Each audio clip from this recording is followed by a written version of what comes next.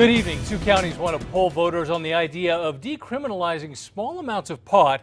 Today, the Secretary of State, who controls what goes on the ballot, declared that's not allowed. Now the fight could end up in front of a judge. News 13's Alex Goldsmith is live downtown with a look at the politics behind the battle. Alex? Jessica Dean, on one side of this fight, Republican Secretary of State Diana Duran and Republican Mayor R.J. Berry. On the other side, Democratic county commissioners. It's a complicated fight that focuses on a polarizing drug. City and county Democrats, as well as left-leaning activists, have been trying to decriminalize possession of small amounts of marijuana in Albuquerque by putting the question on the November ballot. That's a very important question to folks. That's relevant. But UNM political science professor Gabe Sanchez says with the governor's race and every state house seat up for grabs, it's likely not just about public policy. You would assume that this would get liberals out to the polls. It's marijuana, for God's sake. 2 weeks ago, Republican Mayor R.J. Berry vetoed the idea of letting the voters decide.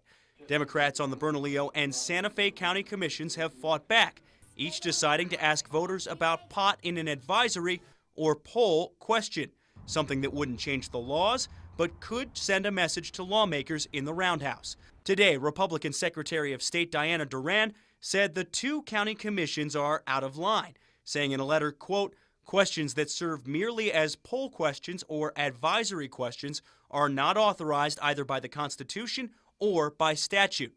Bernalillo County Commissioner Debbie O'Malley says the Secretary of State is simply wrong, and she'll push the county to fight Duran in court. I think it's very important that we uphold our authority. But would a pot question really drive Dems out to vote? I think it is a little bit tough to predict. At the end of the day, I could very well see this wash out. You do see an increase in turnout on both sides, and at the end of the day, it doesn't really have a huge impact on outcomes. This is an issue that needs to be settled quickly. Absentee ballots are set to be mailed out on September 20th. Now, the Bernalillo County Commission could vote to sue the Secretary of State to get the issue on the ballot as soon as Monday. Back to you. All right, thank you, Alex. Attorney General Gary King's office has already weighed in on the issue, saying in an opinion that counties are allowed to put poll questions on the ballot.